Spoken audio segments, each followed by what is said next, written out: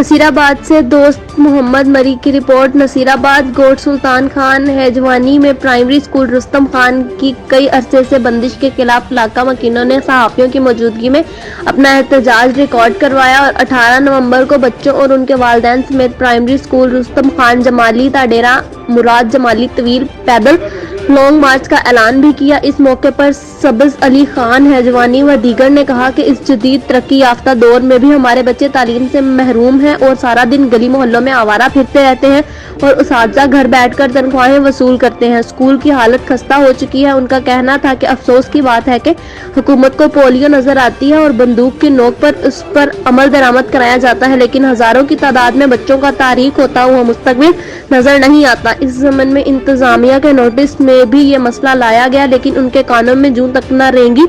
مزید ان لوگوں کا کہنا تھا کہ ہم ہر حال میں اپنے حقوق کے لیے 18 نومبر کو طویل لانگ مارچ کریں گے اور اگر مطالبات منظور نہ ہوئے تو ہم پولیو کا بائیکاٹ کریں گے۔